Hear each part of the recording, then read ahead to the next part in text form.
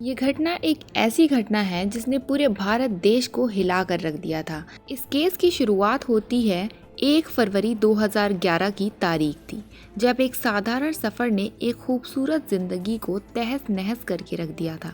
यह घटना न केवल केरल बल्कि पूरे भारत में एक भयानक और दिल दहला देने वाली घटनाओं में से एक था।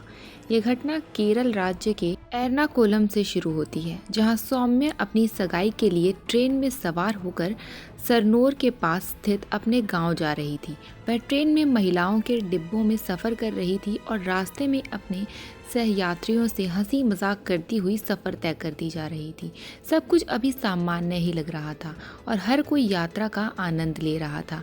लेकिन जैसे ही ट्रेन एक स्टेशन पर पहुंची, अधिकांश महिलाएं उस स्टेशन पर उतर गईं और अचानक ही डिब्बे में सौम्या अकेली पड़ गई। इसीलिए वह दूसरे महिलाओं के डिब्बों में चली गई। लेकिन उसका दुर्भाग्य था या फिर कुछ और कि उस डिब्बों में भी कोई भी एक महिला यात्री मौजूद नहीं थी। आदमी डिब्बे के पास वाले दरवाजे के पास आकर खड़ा नजर आया। उसी आदमी ने देखा कि एक महिला के डिब्बे से कुछ गिर रहा है, जो कि कोई सामान्य वस्तु नहीं था बल्कि खुद सौम्या ही थी। अब सवाल यहाँ पर यह उठता है कि आखिरकार सौम्या के साथ अचानक से ऐसा क्या हुआ कि वह ऐसे गिर गई, जबकि कुछ समय पहले तो वो बहुत ही खुश सभी से बातें कर रही थी। और फिर अचानक उसके साथ ऐसा क्या हुआ, इसका कोई ठोस सबूत नहीं था कि वह खुद से ऐसा कर सकती थी। इसीलिए यह सवाल और भी गंभीर होता जा रहा था कि आखिरकार उसके साथ ऐसा क्या हुआ। पुलिस को जब उसकी जानकारी मिली तो वह तुरंत अपनी पूरी टीम के साथ घटनास्थल पर पहुंची। जब पुलिस ने जांच की तो उन्होंने सौम्या को बहुत ही बुरी और गंभीर हालत में पाया। लेकिन यहाँ पर एक और बात यह थी कि जिसने पुलिस की जांच को और भी ज़्यादा रहस्यमय बना दिया था। सौम्या उस जगह पर नहीं मिली थी जहाँ पर वह गिरी थी। जब खोजी कुत्तों को बुलाया गया तो उन कुत्तों ने उसे पास के जंगल में लेकर गए, जहाँ सौम्या की खोज पूरी की गई। लेकिन सवाल अभी भी वहीं का वहीं था। अब हम आपको इस मामले की आगे की घटनाएं बताने जा रहे हैं, जो कि आपको आपके रोंगटे खड़े कर देगी। वह व्यक्ति जो कि महिलाओं के डिब्बों के पास दरवाजे के पास सामने खड़ा था, उसने सिर्फ सौम्या को गिरते हुए नहीं देखा था, बल्कि उसने कुछ और भी देखा, जो कि देखकर उसकी आत्मा हिल गई थी, क्योंकि उसने सोचा भी नहीं था कि कोई व्यक्ति इस तरह का हो कैसे सकता है। महिलाओं का वो डिब्बा जो कि सौम्या जिसमें सफ़र कर रही थी बिल्कुल खाली था। जब वह व्यक्ति दरवाजे के पास खड़ा ही था, उसने देखा कि एक आकृति डिब्बे से बाहर आती हुई नजर आ रही है। वह आकृति कोई और नहीं बल्कि एक विकलांग व्यक्ति की थी, जिसका एक हाथ नहीं था। वह व्यक्ति जो पहले वल्टन नगर से स्टेशन पर देखा गया, उसने देखा कि वह आदमी डिब्बे से बाहर निकलकर सौम्या की ओर बढ़ता जा रहा है और यही से ये मामला की शुरुआत होती है। अब ये और भी ज़्यादा रहस्यमय होता जा रहा था। इस बात में कोई संदेह नहीं था कि सौम्या के साथ कुछ भयानक हुआ था। जब वह विकलांग व्यक्ति कूदा था तब तक ट्रेन काफ़ी धीमी गति में थी, क्योंकि ट्रेन अभी क्रॉसिंग से गुजर रही थी। यह व्यक्ति कोई सामान्य यात्री की तरह नहीं था, क्योंकि यह अपराध करने के इरादे से ही ट्रेन पर सवार हुआ था। अब इस केस को ध्यान से समझने के लिए हमें हर एक छोटी छोटी बातों को ध्यान से समझना होगा। अब जैसे जैसे जांच आगे बढ़ी तो पुलिस को इस विकलांग व्यक्ति के खिलाफ कुछ ठोस सबूत मिलने शुरू हो गए, जैसे कि सौम्या के नाखून में अपराधी के त्वचा के अंश पाए गए। जैसे यह तो स्पष्ट हो चुका था कि सौम्या ने खुद को बचाने के लिए काफ़ी संघर्ष किया होगा। इसके अलावा पुलिस को महिलाओं के डिब्बों में खून के धब्बे, टूटे हुए बटन और साथ में बालों में लगाने वाली एक क्लिप भी मिली थी। सभी सबूत इस बात की ओर इशारा कर रहे थे कि सौम्या पर पहले हमला किया गया और फिर उसके बाद उसके साथ दुष्कर्म किया गया होगा। लेकिन सवाल का अभी भी जवाब अधूरा ही था और उस जवाब की तलाश में पुलिस ने अपनी जांच को और तेज कर दिया। जांच के दौरान पुलिस को पता चला कि वह व्यक्ति कोई साधारण व्यक्ति नहीं था। उस अपराधी का असली नाम गोविंदा चमै था और वह तमिलनाडु से आया था। और फिर आगे की इन्वेस्टिगेशन में पुलिस को यह भी कंफर्म हो गया कि गोविंदा चमै उस रात उसी ट्रेन में सफ़र कर रहा था, इसीलिए पहले उसे हिरासत में लिया जाता है और उससे पूछताछ करना शुरू कर दिया।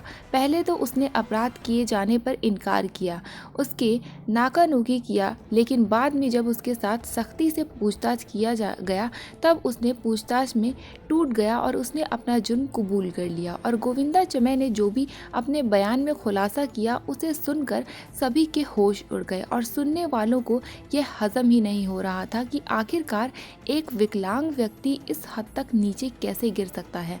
आखिरकार उसकी गिरफ्तारी के बाद पुलिस ने उसकी पूरी जानकारी जुटाई तो पाया कि वह एक सीरियल अपराधी है और जिसने पहले भी इस तरह के बहुत सारे अपराध को अंजाम दिया था, जिसके कुछ रिकॉर्ड दाखिल भी थे और कुछ नहीं भी हुए थे। अब सौम्या के साथ उसने क्या क्या किया था ट्रेन के अंदर, उसके बारे में तो हम लोग बात करेंगे, लेकिन उससे पहले सवाल यह था कि आखिरकार सौम्या को इंसाफ मिला या फिर नहीं। तो इस मामले की सुनवाई तेज़ी से आगे हुई और फिर गोविंदा चामे को फांसी की सज़ा सुनाई गई। लेकिन इस कहानी में एक बड़ा अंत तब आता है जब ये मामला सुप्रीम कोर्ट तक पहुंच जाता है, जो कि सुप्रीम कोर्ट ने पहले अपने फैसले में कहा कि सौम्या की जान ट्रेन से गिरने के कारण की हुई है। उसके बाद गोविंदा चामे ने के द्वारा धक्का दिए जाने के कारण इस आधार पर कोर्ट ने उसकी फांसी की सज़ा को टाल करके 7 साल की जेल की सज़ा में बदल दिया। इस फैसले ने पूरे केरल को झंझोड़ के रख दिया और वे सभी गुस्से से भर गए। सुप्रीम कोर्ट को यह फैसला बहुत ही ज़्यादा विवाद में आ चुका था। राज्य भर के लोग इस फैसले से नाराज़ थे। जनता का गुस्सा चरम पर था, खास करके उन लोगों को जो इस घटना में गवाह बने थे। केरल के मुख्यमंत्री ने भी इस फैसले पर बहुत ही ज़्यादा आपत्ति जताई और कहा था कि यह न्यायपूर्वक फैसला नहीं है। यह फैसले ने केरल के लोगों को बल्कि पूरे भारत के लोगों को सोचने पर मजबूर कर दिया, जबकि उसने न केवल सौम्या के साथ बर्बरता की बल्कि उसके जान का कारण भी बना था।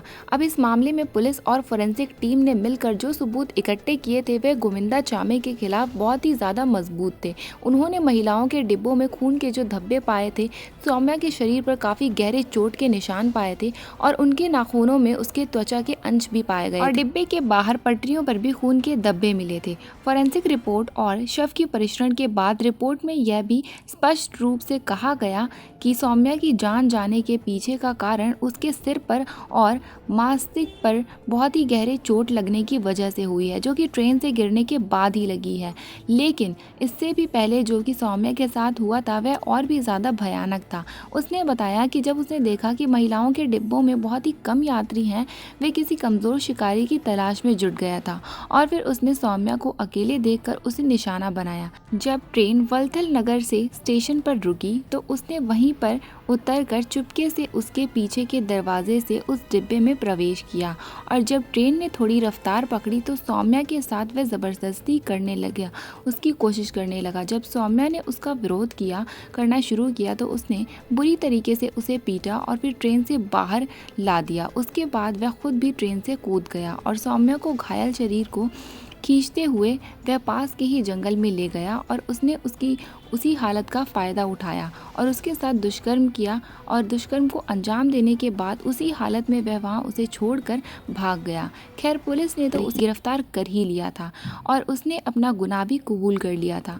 लेकिन जब यह मामला सुप्रीम कोर्ट में पहुंचा तो बात यहीं पर अटकी रह गई कि इस बात का कोई सबूत नहीं था कि गोविंदा चामे ने उसे घायल किया था और इसके बाद उसे फांसी की सज़ा को रद्द कर दिया गया। इसकी सज़ा को 7 साल में जेल की सज़ा में तब्दील कर दी गई थी और इस फैसले को बदलने के लिए सौम्या के परिवार ने अपनी पूरी एड़ी तक का जोर लगा दिया, लेकिन इससे कोई फायदा नहीं हुआ। उन्होंने हर एक याचिका दाखिल की जो कि की जा सकती थी, हर एक संभव प्रयास किया, लेकिन उसका कोई फायदा नहीं हुआ। लेकिन जब लोगों का गुस्सा 7वें आसमान पर फूटा तब जाकर सुप्रीम कोर्ट का फैसला फिर से आया कि उसकी 7 साल की सजा को आजीवन कारावास में बदल दिया गया। अगर आपको हमारी वीडियोस पसंद आ रही हैं तो हमारे चैनल को सब्सक्राइब करिए, इस वीडियो को लाइक करिए और ज़्यादा से ज़्यादा इसे शेयर करिए ताकि लोगों में अवेयरनेस फैल सके। मैं मिलती हूँ आपको एक और नए केस के साथ और एक और नए खुलासे के साथ। तब तक के लिए जय हिंद, सुरक्षित रहें।